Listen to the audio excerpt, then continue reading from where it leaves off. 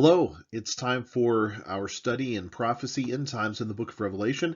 Thank you for joining me today and being a part of this Bible study. Today we are finishing up our study of Ezekiel. We have been looking at Ezekiel chapters 36 through 38. And in that part and in that study, we have been diving into the timeline that deals with the nation of Israel itself. And so let's get into this and continue on and finish our study in Ezekiel 38 today. Well, as I had mentioned, we have been studying Ezekiel chapters 37 through 39. Really, we started in chapter 36, so really it's 36 through 39. I would encourage you to go back and read those again for yourself. Understand what God is speaking to the nation of Israel. This study in Ezekiel, the timeline in Ezekiel that we have been looking at, has really been dealing with the nation of Israel itself. God lays out the timeline of what's going to happen in Israel. He talks about the fact that they are going to be brought to desolation. They are going to be brought to destruction. They will really cease to exist. They will essentially die. And that's exactly what happened in 70 AD. So in AD 70, we have the nation of Israel ceasing to exist. All of the treasures were carried off, interestingly enough, into the Roman Empire, to Pompeii. Theory has it that most of the temples of the treasure were carried off to Pompeii, and you remember what happened just a few short years later, that Pompeii was completely destroyed by Mount Vesuvius. And so that's just an interesting little tidbit, and you wonder if that's just God's retribution against the place that took what was rightfully God's, that belonged, the vessels that belonged in the temple of God. Well, AD 70, Israel was no longer in existence, and they became known as Palestine. And the Roman Empire would remove any reference to Israel. They would be known as the Palestinian area, or Palestine, all the way until Israel came back into existence, which would have happened in 1948. And in 1948, Israel came back according to Ezekiel 36 and 37, which is the valley of dead bones. And God even prophesied and said, this is what's going to happen. God would destroy it, they would be desolate, then they would be brought back, and great things would happen in the nation when they were brought back. The desert would bloom again. There would be blessings that would happen to the nation of Israel when they were brought back. But from 70 AD all the way until 1948, so this entire time, that whole time, Israel laid in desolation. It laid in ruins. And God brought the nation back into existence, the Valley of Dry Bones, where life was breathed back into the nation. So 1948, they came back. 1967, that's when Jerusalem came back. The capital was recaptured. That was part of the Six-Day War that happened against Israel. By the way, the Six-Day War could not have possibly been the end times war, because the nations that came against Israel during the Six-Day War does not fit the nations that will come against Israel in the end. And then we can add to that little note, we can add 2017, which is when President Trump declared Jerusalem as the outright capital. This is where he moved the embassy from. It was the first time any ruler had declared and gave legitimacy to the nation of Israel through the moving of their embassy to the capital of Israel, which would be, or the holy city of Israel, which would be Jerusalem. And so now we are in this limbo period of time here since 2017, and there's a point of time from 2017 to wherever we are going to land, where we will have the beginning of the end times. This will be the 7-year time of tribulation. We're going to see some things that are going to happen during this time and leading up to the time. So they're going to either happen in the 7-year tribulation, or they're going to be leading up to the 7-year tribulation, and that is going to be the rebuilding of the temple. So watch for that to be rebuilt. We're going to see Israel have a sense of security, and Israel is going to feel at peace. They're going to let their guard down. They're going to feel like they can finally relax. They're going to have some kind of security or peace, and what's going to most likely happen is there will be a peace agreement of some kind. Now, you see a couple of agreements that are going to happen. One, we have the Abraham Accords, which are happening right now with a group of nations that are partnering with Israel. The Abraham Accords are one type of peace, but that's not the kind of peace that we're talking about here. Because even though you have the Abraham Accords, you still have Iran and all of its proxies. You have Turkey to the north. You have Syria. You have Lebanon. You have all of the proxies of Iran, such as Hezbollah. You have the different groups that are fighting for Iran, really under their flag and under their banner. So even though they have the Abraham Accords, there's no sense of peace because of all of the enemies around. So the peace has to be some kind of a covenant, some type of an agreement that will happen between the future Antichrist, the leader that will rise up over the really the Muslim empire that will be really throughout the Middle East. But you'll see some kind of a covenant where the Antichrist will make an agreement with Israel so that Israel feels at peace. They don't feel like they're under threat of attack from all of these neighboring countries that want to see them destroyed.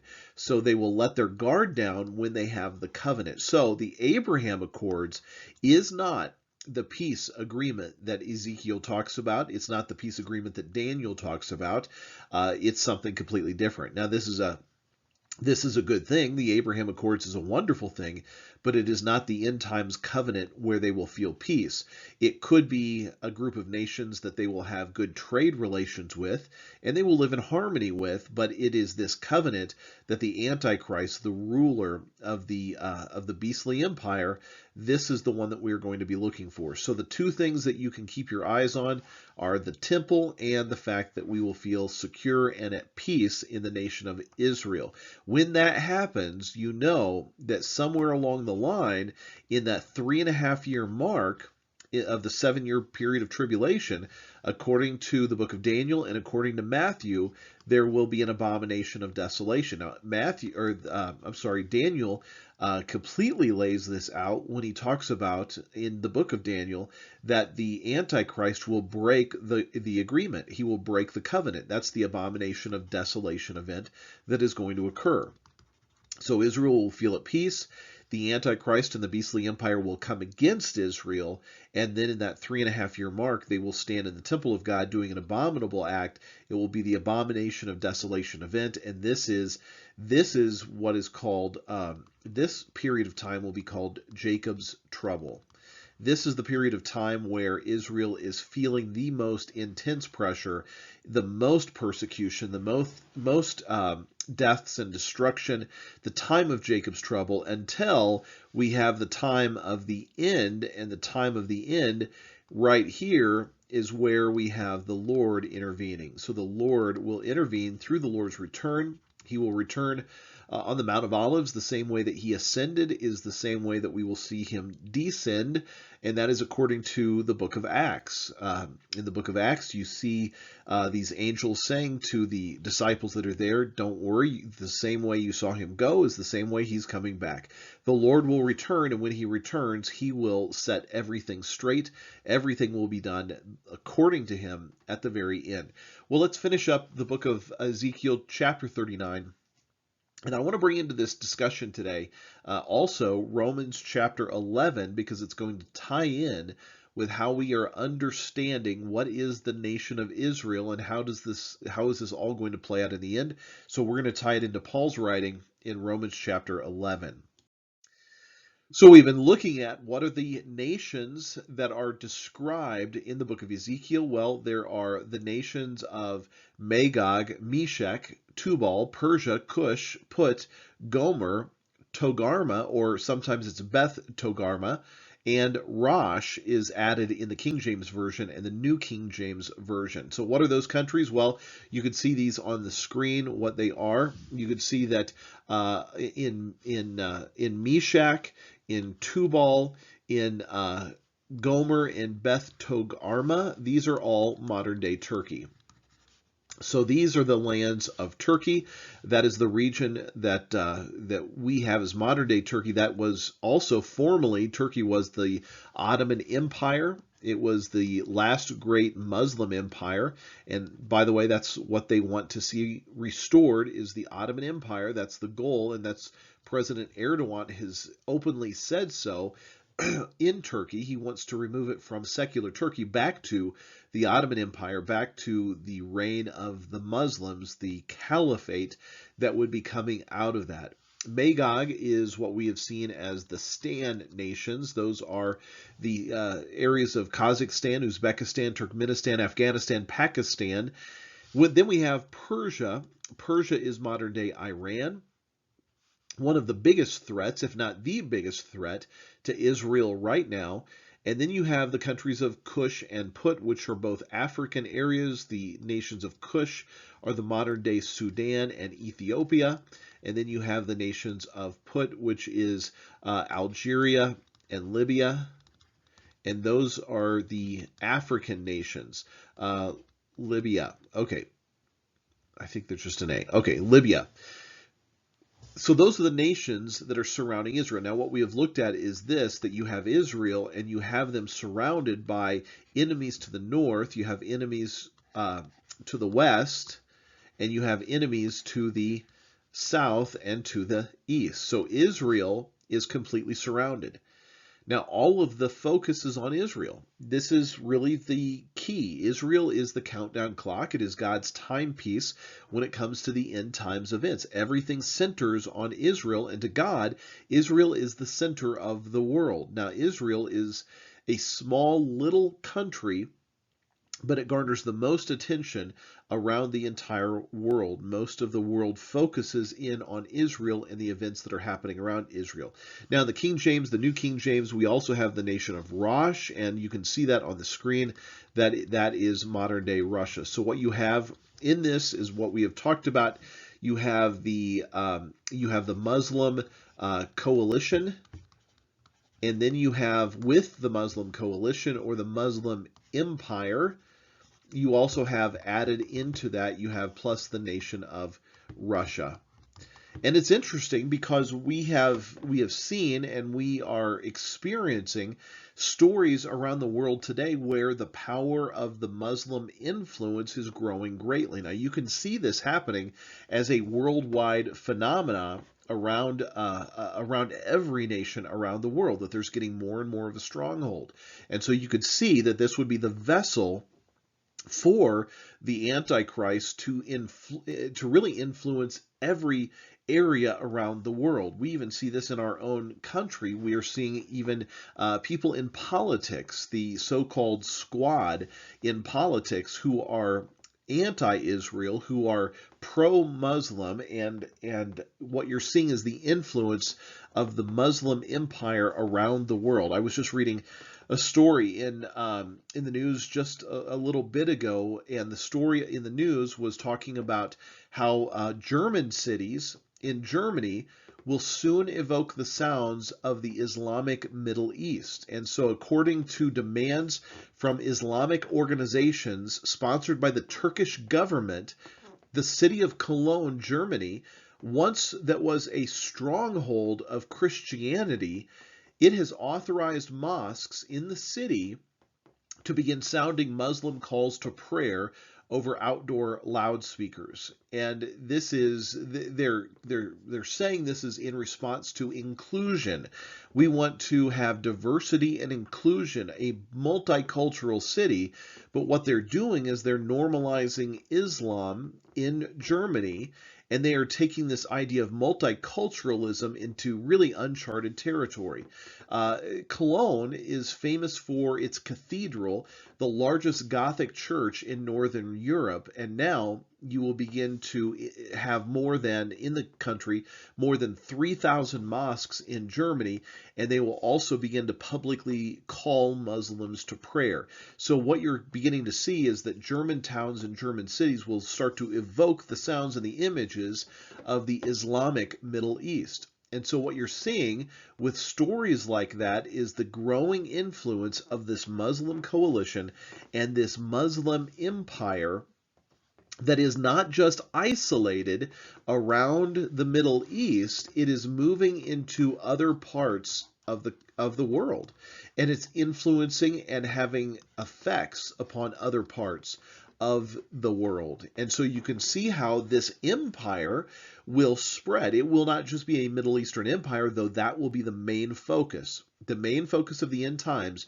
is not in the United States. The main focus of the end times is around the nations of Israel itself, and the empire will have a power and an influence that will stretch out into all parts of the world. Now, if you play this out logically, the idea in the Muslim empire is that they would like to get to Sharia law.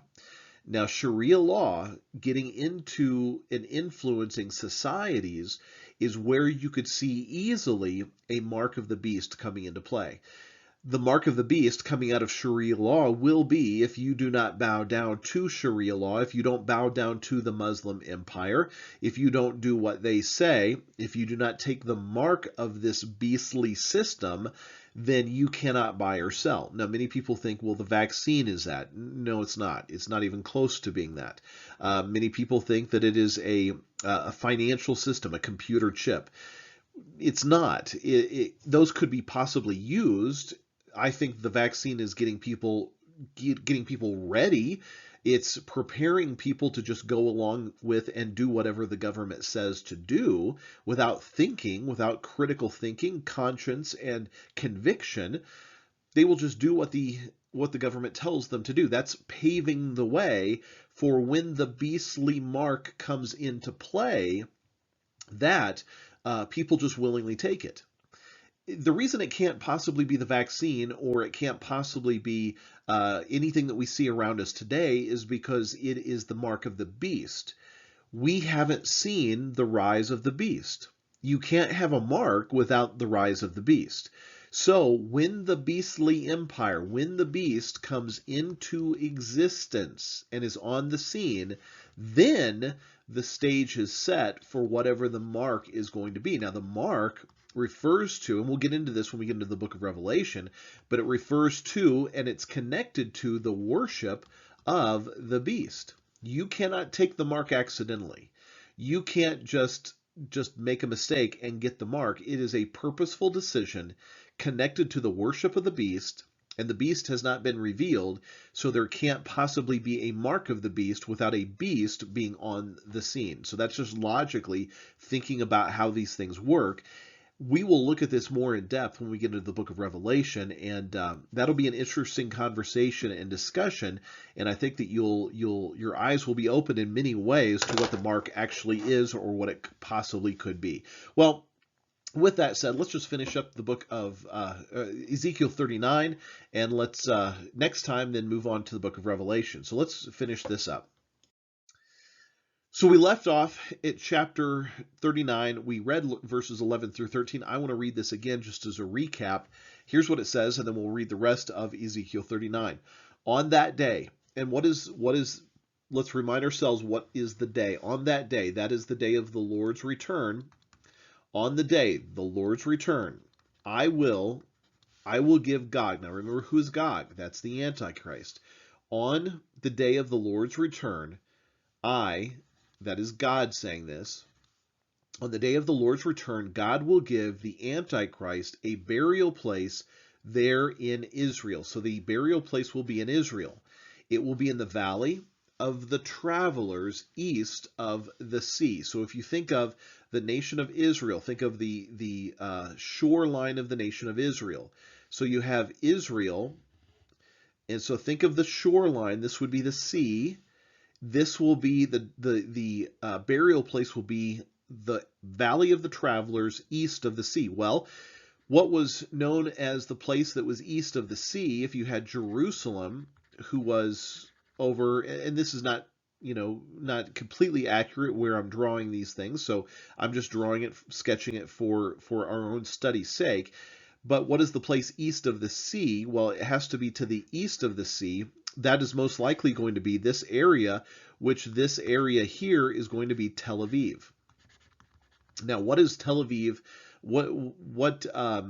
important landmark would be in Tel Aviv, that would be east of the sea, between Jerusalem and the sea, and this is going to be what we would know today as Ben Gurion Airport. This is most likely the thought of where the Antichrist Empire will have their staging grounds. That they will take Ben Gurion Airport, that they will be able to land forces there in the airport, they will control the airport. People of Israel cannot get in or out without the airport, without the structure of the airport, that's most likely the staging grounds for the Antichrist's attack. When the Lord returns, he will bury the Gog, the Antichrist, in the place of the travelers east of the sea. Most likely it's going to be Tel Aviv. It will block those who travel through, since they will bury Gog and all his multitude there. Then they will call it the Valley of Haman Gog. The house of Israel will bury them for 7 months. Now, that's what we talked about last time. It's going to be so extensive that it's going to take 7 months to actually bury all the bodies and to cleanse all of the land. That's what it's going to. So think about how long, you've seen natural disasters, how long it takes to clean up after the natural disasters. You've seen military conflicts and how long it takes to clean up that. Well, this will be so large that it will take a full 7 months of operations in order just to bury the bodies and to cleanse the land of what is going to happen. God will return. He will utterly destroy the Antichrist empire, the Antichrist army, and they will take 7 months in order to bury and to cleanse the land. All the people of the land will bury them. So everybody will be put to work. So think of that. The whole population is working for 7 months straight in order to bury the people that were killed in this great battle. It will be a memorable, or it will be memorable for them, a day when I am glorified. So what's the day that he will be glorified? Well, that is the day of his return, the day that he wipes out and destroys the Antichrist. Now, that fits with in the book of Revelation, when Jesus returns and he brings forth his wrath. That is the bowls of wrath that are poured out. That is the utter destruction that is going to happen upon the Antichrist, his empire, and it's going to be a worldwide effect, a worldwide wrath that is going to happen. Now, the church will be out of there at that time. Now, whether you believe in a pre-tribulation rapture, a mid-tribulation rapture, or a rapture right as the Lord returns, regardless, it will all happen. We know it will happen before the 7 bowls of wrath. Now, as we read the book of Revelation, it's pretty clear when it happens, so we'll get to that eventually as we go through Revelation. All of the people will look at this day. It will be a day that will be a memorable day. And again, what does God say? Well, he says this: it is a declaration of Adonai. It is a promise, it's a guarantee, it's a certainty. This is going to happen. God says this will happen. He has always fulfilled his promises. He has always fulfilled prophecy, and if he has said it, it will happen. So you can guarantee it. You can take it to the bank. This is going to happen, so prepare your hearts and prepare your minds for these events. Men will be continually set apart to travel through the land and bury the travelers remaining on the face of the land in order to cleanse it. So this is going to be a long 7-month period of doing this. It will just be a continual process. At the end of the 7 months, so at the end of these 7 months, they will make their search. When they travel through the land, if any sees a man's bone, he will set up a sign by it until the buriers have buried it in the valley of Haman Gog. So basically, you have people that are out with sticks or flags to mark the spots of bones and the remains of people, and you'll have people just putting flags in the ground, and then you have other people coming behind who are actually burying the ones that they have found. They will bury it in the valley of Haman Gog. Hamona will also be the name of the city, so they will cleanse the land. So again, that's what a great cleansing is going to happen. They will cleanse the land after the Lord returns. You, son of man, So that's, again, who we're talking about. We're talking about Ezekiel. He's the one who's writing this. You son of man, you Ezekiel, thus says Adonai Elohim. Adonai, master or Lord, ruler, master or Lord, and Elohim is the supreme God. Supreme, all-powerful, the one true God. So, thus says the master, the supreme, all-powerful God. Say to every kind of bird and every beast of the field, go ahead and assemble. Come and come. So, animals, birds, go ahead and assemble and come.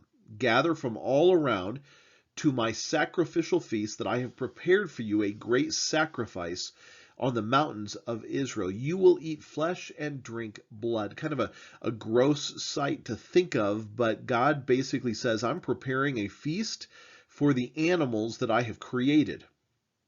So whatever animal, whatever kind of animal you are, come on, come and eat. There's going to be a great feast for you.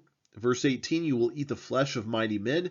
You will drink the blood of the princes of the earth as rams, lambs, goats, and bulls, all of them fatlings of Bashan. So he is saying to the animals, this is going to be an incredible scene, and animals, go ahead and feast upon the people that I have destroyed. So you will eat fat until you are gorged, and you will drink blood until you are drunk from my sacrificial feast that I have prepared for you. That's the animals. I have prepared this for you, every kind of bird and every beast of the field. I have prepared this for you. You will be filled at my table with horses and horsemen, with mighty men and all the warriors. It is a declaration of Adonai. So God is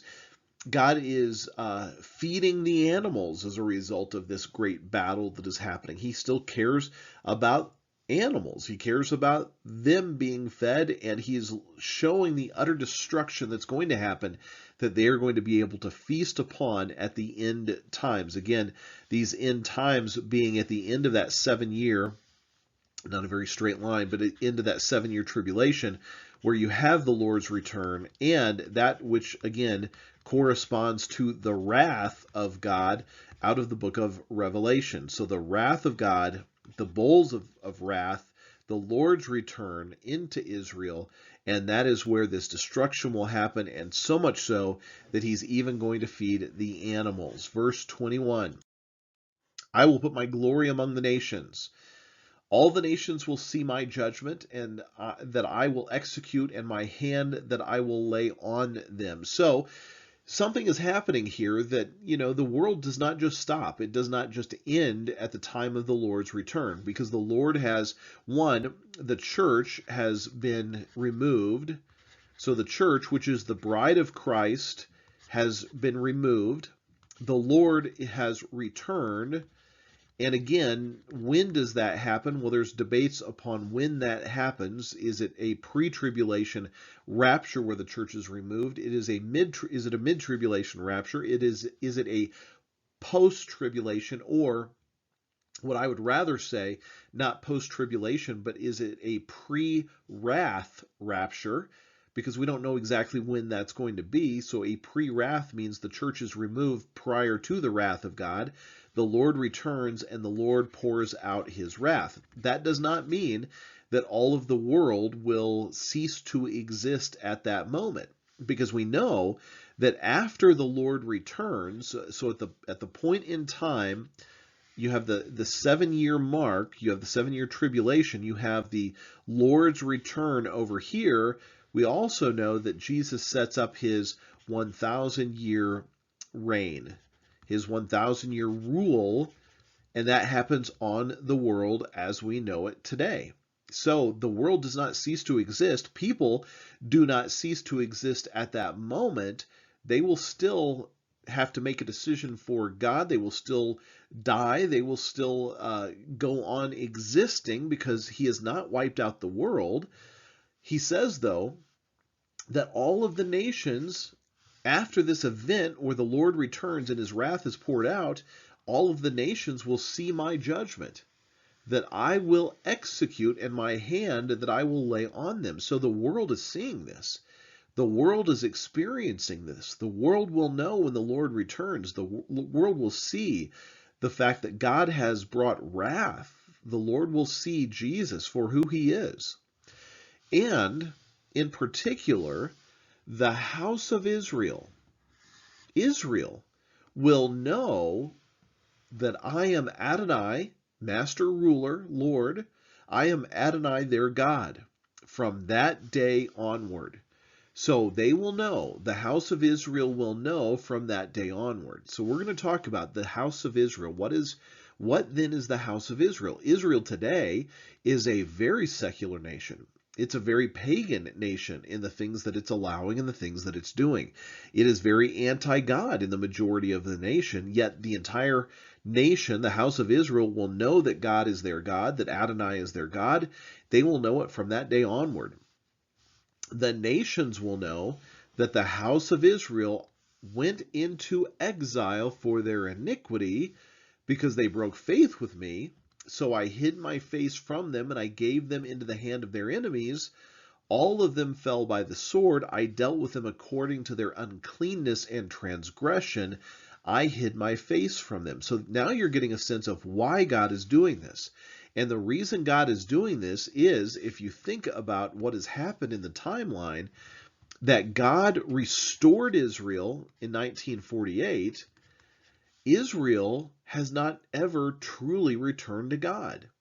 And so whatever that date is that the tribulation begins, the reason for the tribulation is because they broke faith with God. Because they broke faith with God, God gave them over to their enemies, and they were going to fall by the sword. God is dealing with them according to their uncleanness and their transgressions. Israel today, though it's a wonderful place, it is God's chosen land. The people of Israel today are full of uncleanness and transgressions. As much as I love Israel, as much as I love the people of Israel, they are still filled with uncleanness and transgressions. They still broke faith with God, and as a result, God will give them over to this great trouble, this Jacob's trouble that they will experience and go through. It is their own fault, it's their own doing that they're going to experience the tribulation events that we have laid out. God has said this, I will not protect them anymore. I will hide my face from them. I have hid my face from them. So the house of Israel will experience this. Again, we're going to get into Romans chapter 11 in just a moment, but let's wrap this up. Therefore, thus says Adonai Elohim, now I will restore Jacob from exile when I have compassion on the whole house of Israel. I will be zealous for my holy name. They will bear their shame and all their disloyalty by which they broke faith with me when they were living securely in their land with no one making them afraid. So just look at that phrase. This is why we know this is an end times event, because what will happen? Well, God will restore Jacob from exile. When did that happen? 1948, God restored Jacob from Israel, or from exile. When I have compassion on the whole house. So God has compassion on the nation of Israel, and he has brought them back into being. I will be zealous for my holy name. Now, they, Israel, will still bear the shame and all their disloyalty. What does that mean? That means there's still consequences for their continued walking away from God. They have consequences because they have turned their backs on them, they've rejected him, and they have done what is abominable in the sight of God. There will still be consequences because they broke faith with God. They didn't come to God in faith. When did they not come to God in faith? Well, look at what it says. This is key. They broke faith with God when they were living securely in their land, with no one making them afraid. When has that happened? It hasn't happened yet. They are living in their land. They have their land. They have been brought back to exile, but they haven't gotten to the point where they're secure in their land. Israel's not secure yet, with no one making them afraid. What is that a reference to? That's what I was talking about earlier. They will feel at peace. There will be a covenant of peace, an agreement of peace with the Antichrist, so that they will not feel afraid. So that is when this will happen. This is a future event for a time when Israel finally feels at peace. So be watching. Watch what goes on in Israel. Watch what goes on in the Middle East. Pay attention to the events that are unfolding around us, because there will be a time where Israel will feel at peace. The Antichrist will be on the scene. The beastly empire will be on the scene. They will have power, but they will make an agreement with Israel so that Israel will just relax, and they will let their guard down, and they won't stress anymore, and they will feel at peace. And when that happens, they will experience all of the consequences of their shame, their disloyalty, because they broke faith with me. Now, think about how else this works out and how else this plays out. For people to break faith with God, that means that they are making faith with somebody who is anti-God. So they have faith, and that's what they're supposed to have, faith with God. That is, we will trust God. God is our protector. God is our provider. God is who we find our security in. They will say, we're not going to worry about that. We are going to make faith with our enemy. Because our enemy now can be our protector, can be our provider.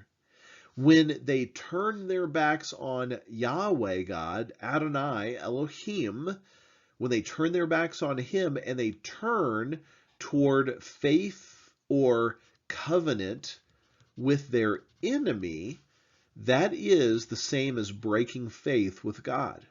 When they break faith with God, that's the moment that they will bear their shame and their disloyalty, all of their consequences. They will think, we're safe, we're secure, we're not afraid. When that happens, God will let destruction happen. Verse 27, he says this, when I have brought them back from the peoples and have gathered them out of their enemies' lands, I will be sanctified in them and in the eyes of many nations. Then they will know that I am Adonai their God, since it was I who caused them to go into exile among the nations, and I who will gather them back to their own land. I will never again leave them there. I will never again hide my face from them, for I have poured out my ruach, that is, I have poured out my spirit on the house of Israel. This is a declaration of Adonai. So this is a guarantee, it is a promise that God is going to allow all of this to happen. God gathered the people back. He gathered and restored Israel. He brought them back as a nation. He brought the dead bones back to life. It was a land that was desolate. It was the land of Palestine. It was a land that was really good for nothing.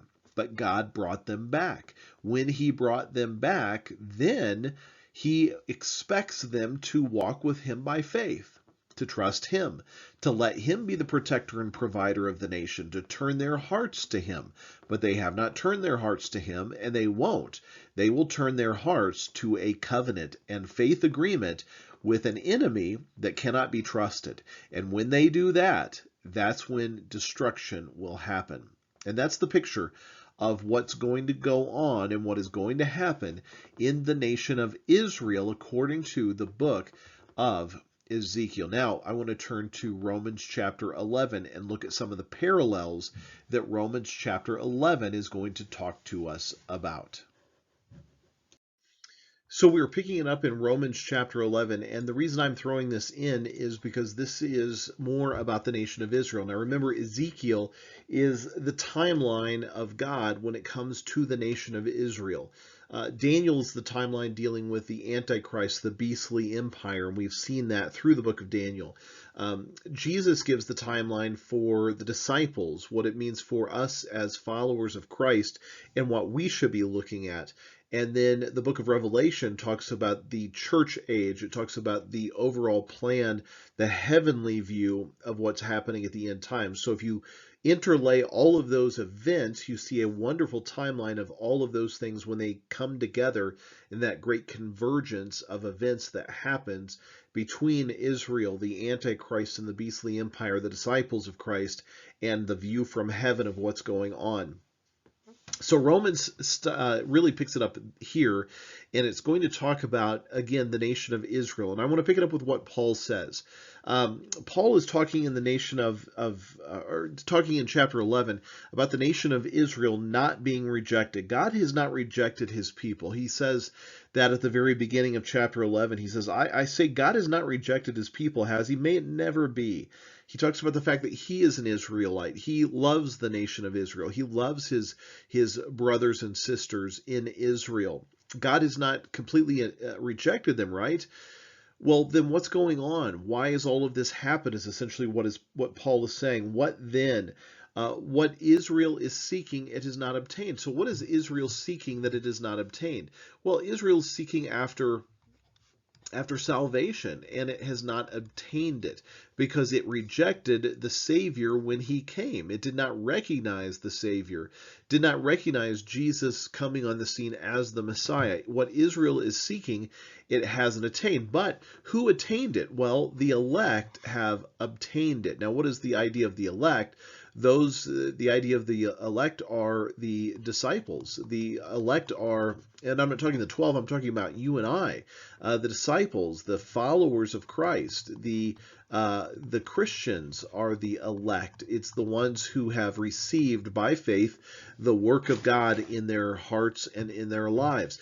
Israel is seeking it. It has not obtained it because it hasn't received the one who was sent for their salvation. But all of the elect have obtained it because they have experienced it. And the rest of Israel, and again, the elect, and think of it even more specifically, the elect who were Jewish.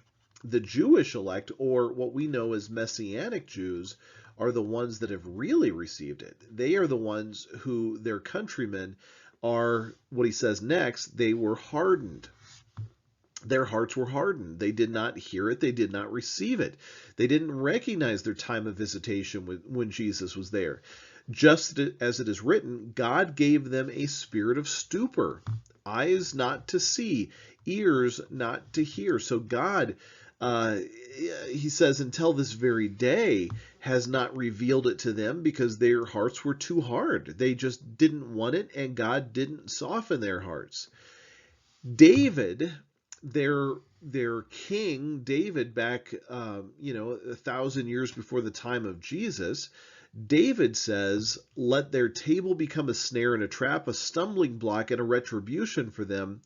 Let their eyes be darkened so they do not see, and bend their back continually. Because if they start to see, then they will repent and come back, and all of these events will not happen as God planned them to unfold.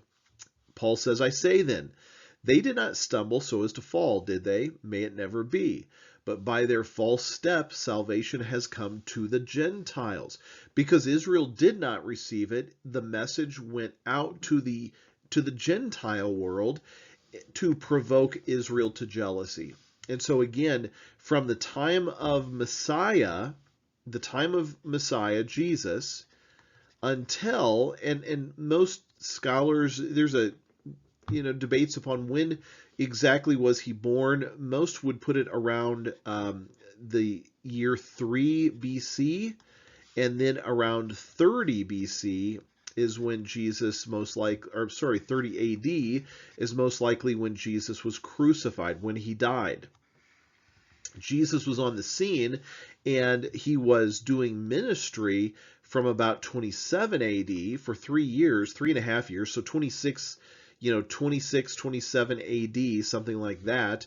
He was doing ministry for those 3.5 years, 3 years, until he was crucified on the cross. The message of the gospel went out. Really, it was part of, it really stayed in Israel, and it just went around through Israel until great persecution happened. And that would have happened around 40, 50 AD, when the greatest persecutions would happen.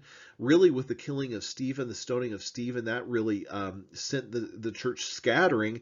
And where did the church end up going? Well, they went to all of the synagogues in the areas that they traveled, until Paul started doing his missionary journeys, and that's when the message went out to the Gentile world.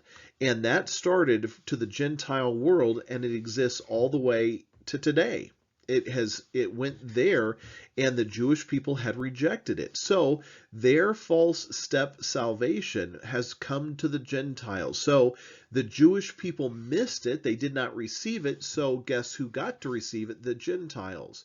And it was there to provoke Israel to jealousy. Now, we're going to keep going because it's going to all make sense in just a moment. Paul goes on, chapter 15, or verse 15 of chapter 11. For if their rejection, so who is there? That is the Jews, the Jewish people, the people of Judah, the Israelites.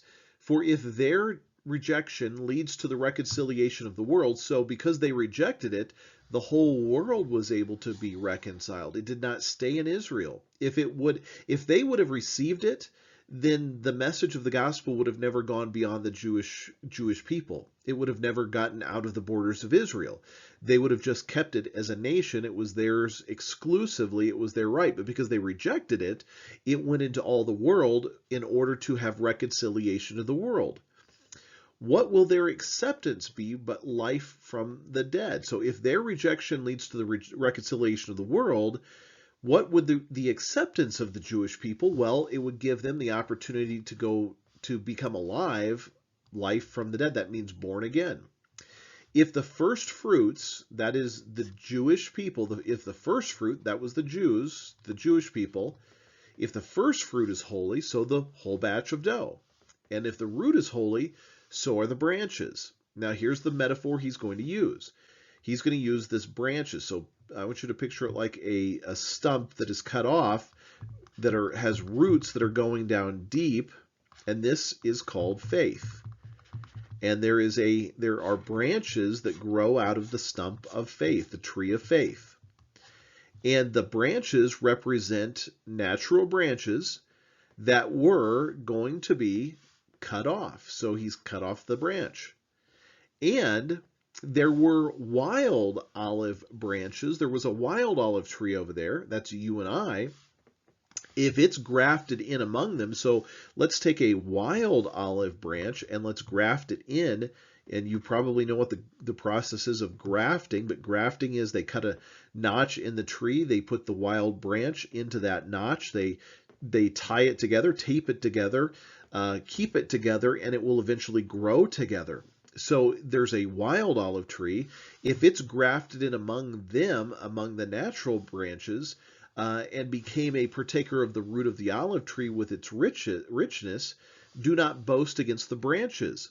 If you boast, it is not you who support the root, but the root supports you. You will say then, branches were broken off. That's the natural Jewish people. They were broken off in order that I, a Gentile, could be grafted in. You will say then, well, he says, true enough. They were broken off because of their unbelief. The Jewish people did not believe. And you stand by faith. You were grafted in because you have faith.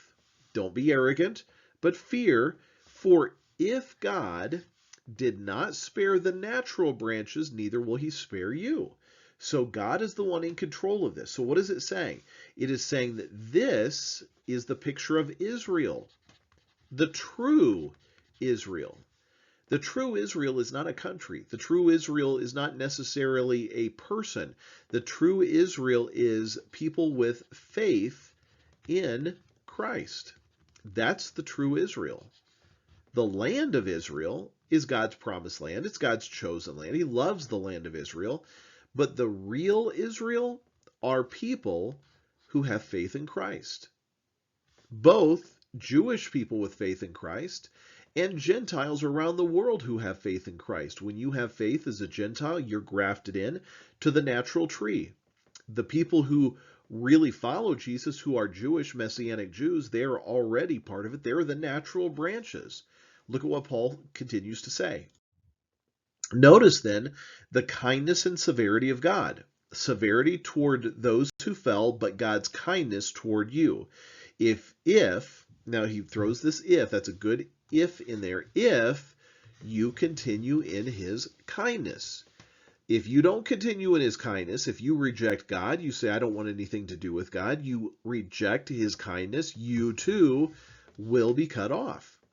And this is the Jewish people, the Jews, they also, if they do not continue in their unbelief, instead they get rid of their unbelief and they start to have faith in Jesus, they will be grafted in again. For God is able to graft them in again. For if you were cut off of that which by nature is a wild olive tree and grafted contrary to nature into a cultivated olive tree, how much more will these natural branches be grafted into their own olive tree? So what is God saying? He's saying you've got the picture of the tree. Branches are growing out of this tree, out of this stump. And the ones who disbelieved, they were cut off. But as a Gentile, when you believed, you were grafted in. And somebody who has been cut off because they didn't believe, if they start believing, a Jewish person who starts believing, they can be regrafted in, and a regrafting of a natural branch is one that's going to grow. It's a good thing. So God is saying this is the picture of Israel. Israel is not made up of just a nation. Israel is a people who have faith in God, who are committed to God, believing in God. Now, let me wrap up why I shared this with you and why this is important for our study in the book of Ezekiel.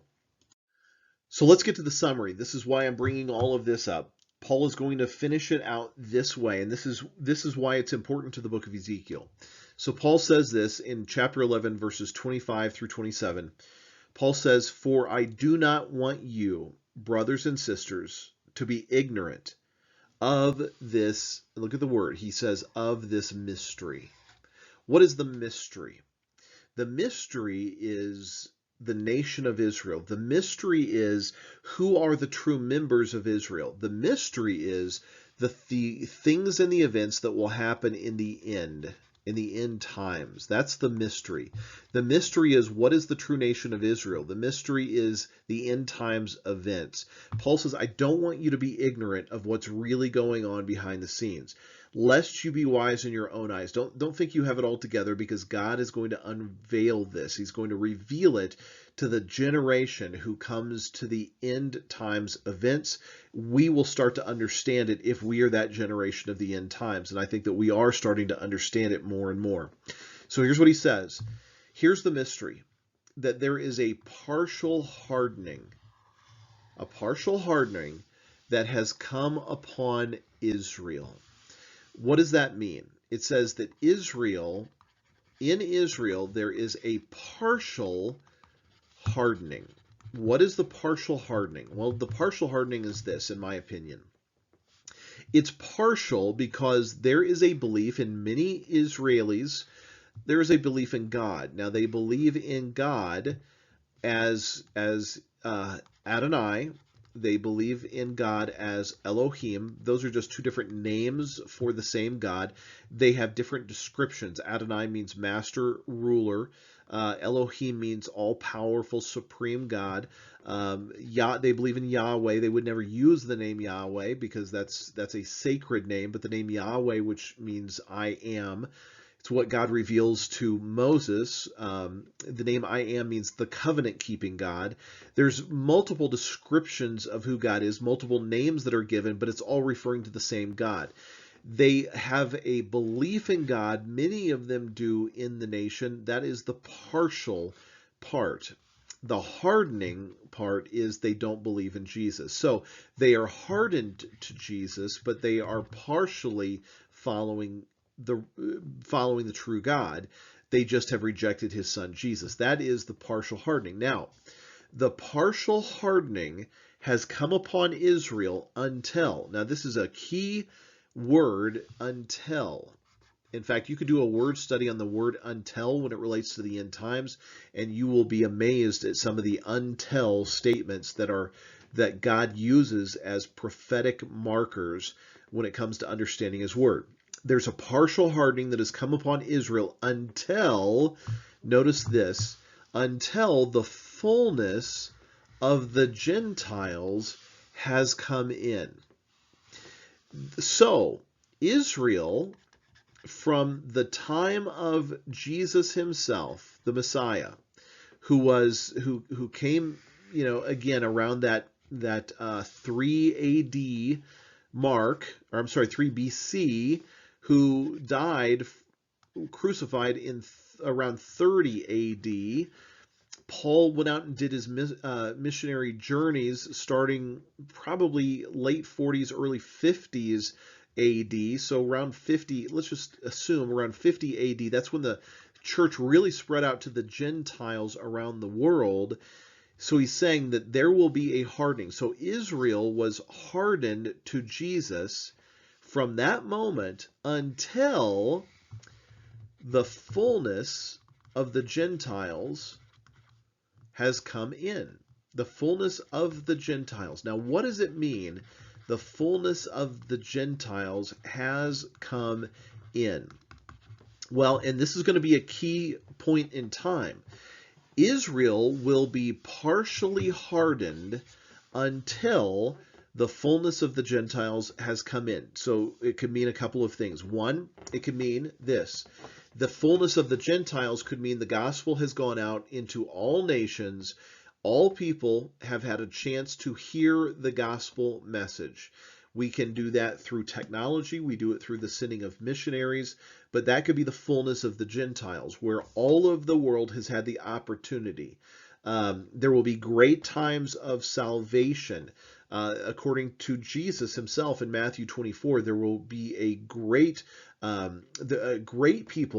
number of people coming to faith during the end times, during that final 7-year tribulation point. The fullness of the Gentiles could very likely be until the Gentile world has heard the gospel and they have had the opportunity to have a decision of faith.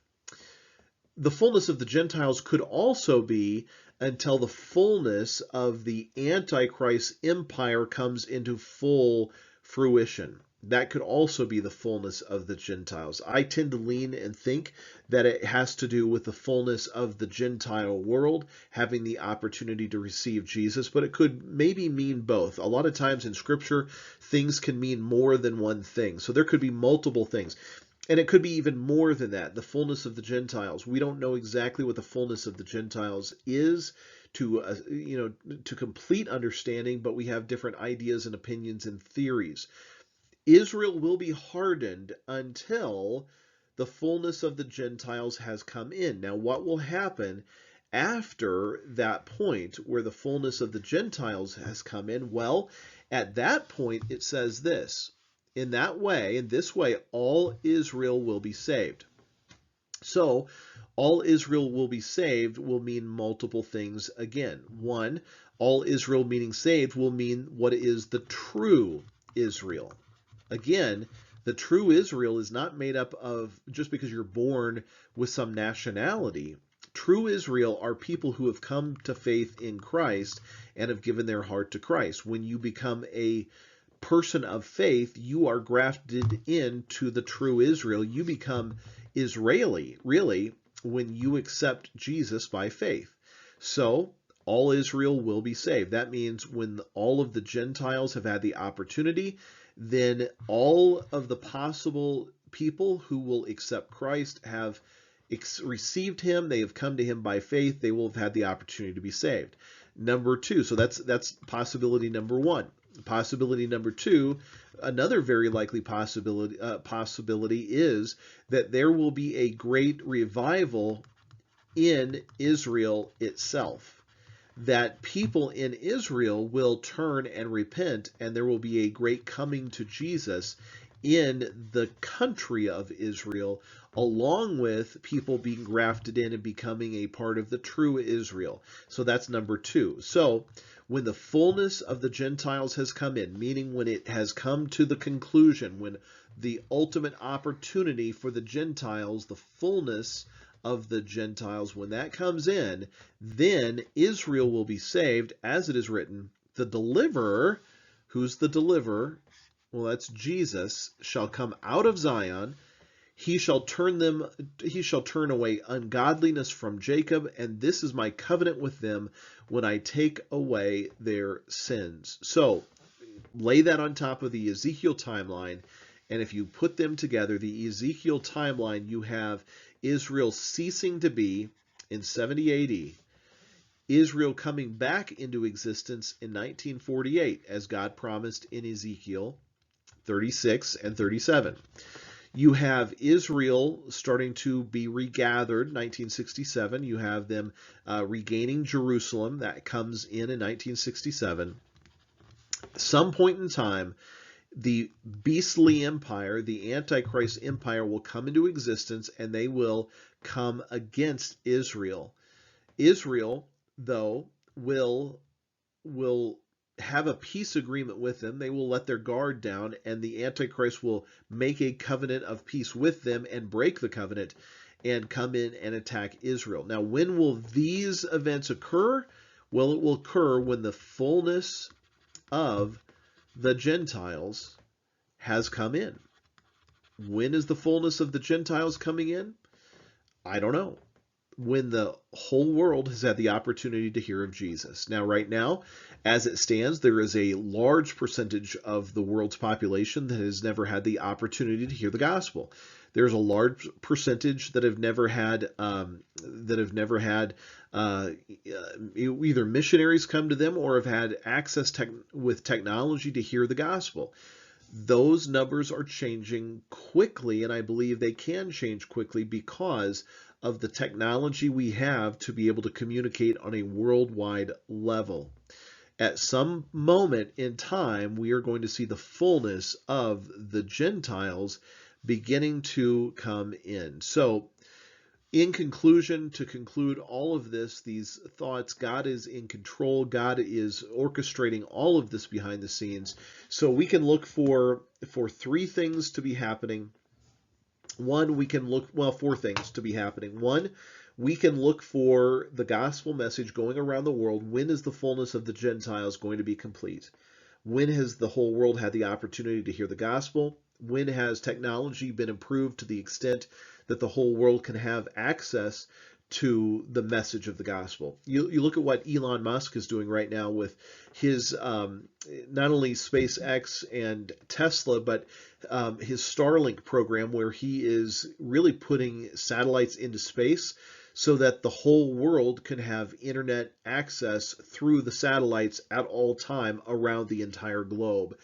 When an event like that happens, you are setting the stage for the fullness of the Gentiles to come in. Israel will start to rebuild a temple. They have to have a temple that is rebuilt. The Antichrist and the beastly empire will come on the scene, and when the Antichrist comes on the scene, he will have a peace agreement with the nation of Israel, so much so that Israel will let its guard down. When Israel lets its guard down, then the Antichrist and the beastly empire will break the covenant, and they will bring an attack on Israel that they have never experienced in their entire existence. It will be a time of trouble and tribulation such as they have never known, such as the world has never known. Those are the events that are going to happen as we lead into the end times. Well, next week we are going to dive into the book of Revelation, and we will start it in Revelation chapter 1. Now remember, we are looking at multiple timelines. We have looked at the timeline of Jesus. That was our in-game series of messages. If you did not hear those, get on and watch those in-game series, because that covers Matthew 24. That's Jesus's timeline. Then we had the book of Daniel, that is the beastly empire, the Antichrist timeline. Then we have the book of Ezekiel, that is the timeline of Israel. Then we're going to get into the book of Revelation, which is the timeline of the heavenly events, and we are going to see some incredible correlations between the seals and exactly what Jesus said in Matthew 24. So next time we will get into Revelation chapter 1. We'll spend several weeks going through the book of Revelation. Thank you for spending this time with me today, and I hope that you got something out of this, and I hope that you'll join me back here next time. As always, have a wonderful day. God bless you, and I will see you back here very, very soon.